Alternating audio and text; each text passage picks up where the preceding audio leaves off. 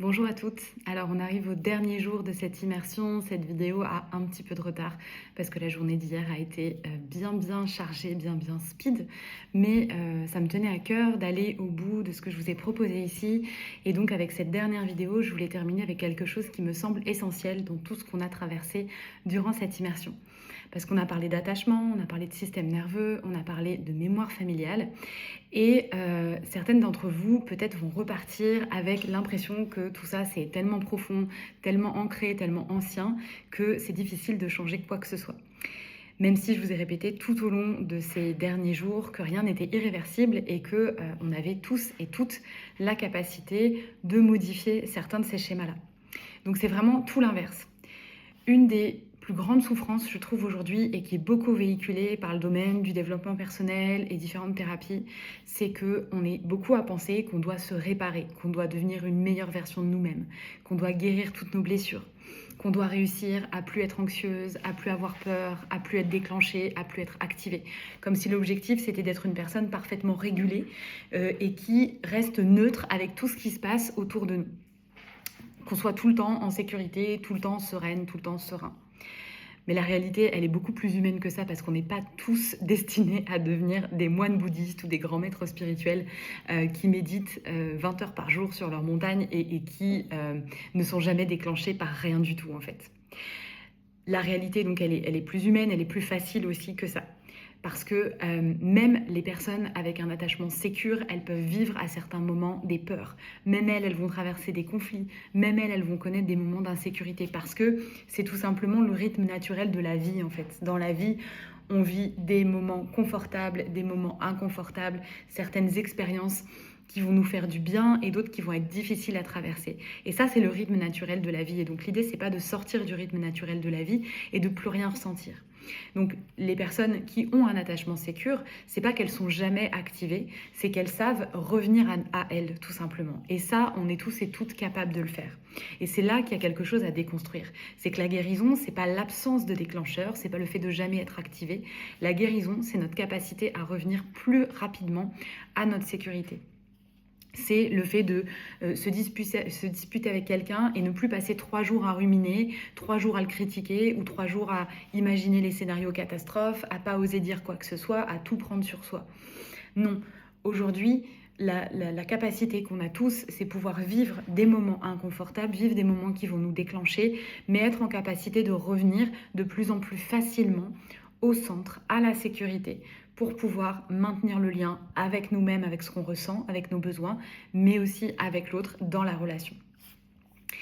Et ça, c'est la vraie transformation. Donc le but, c'est pas de ne plus être humaine et de ne plus rien ressentir, bien évidemment. C'est d'avoir davantage de ressources lorsque la vie va nous traverser, parce que la vie, elle va continuer à nous traverser. Ça, c'est sûr et certain. Et ces ressources-là, elles se construisent petit à petit dans le corps, dans le système nerveux, dans les relations. Et moi, personnellement, pendant longtemps, j'ai cru que tout se jouait dans la compréhension, dans le mental. Je pensais que si je comprenais suffisamment mes schémas, ils allaient disparaître. Mais ce que j'ai réalisé avec le temps, c'est qu'on ne guérit pas seul dans notre tête, on guérit dans l'expérience. On guérit lorsqu'on rencontre une relation différente, lorsqu'on fait l'expérience d'être accueilli sans être jugé, lorsqu'on peut montrer une partie vulnérable de nous-mêmes, sans nous sentir rejetés. Lorsqu'on découvre qu'on peut être nous-mêmes sans perdre le lien, lorsqu'on est en capacité de poser des limites sans avoir peur que l'autre disparaisse. Et s'il disparaît, eh ben, c'était juste pour nous de poser ces limites et c'est ça le plus important. Et c'est pour ça que la relation, elle est aussi importante. C'est pour ça que le collectif, il est aussi puissant. Parce que la plupart de nos blessures, elles sont nées dans la relation. Et donc, la réparation ne peut se faire que dans la relation. Elle ne peut pas se faire en dehors de la relation, toute seule dans une grotte.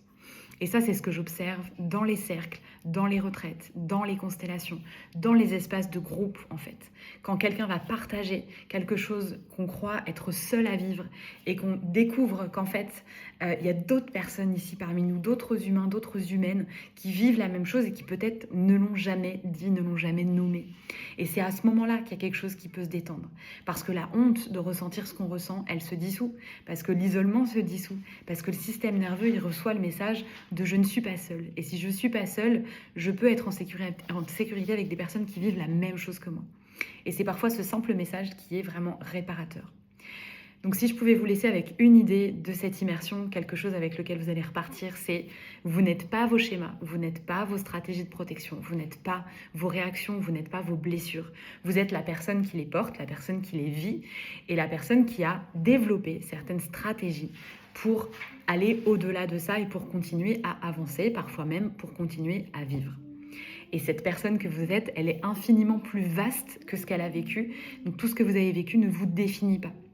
Vos réactions, elles ont du sens, vos peurs aussi, vos stratégies, elles ont du sens, mais elles ne racontent pas toute votre histoire. Et le chemin, pour moi, en tout cas, c'est pas de devenir quelqu'un d'autre, c'est pas de devenir une meilleure version de nous-mêmes. Le chemin, c'est de créer suffisamment de sécurité pour que celle que vous êtes déjà, elle puisse enfin apparaître.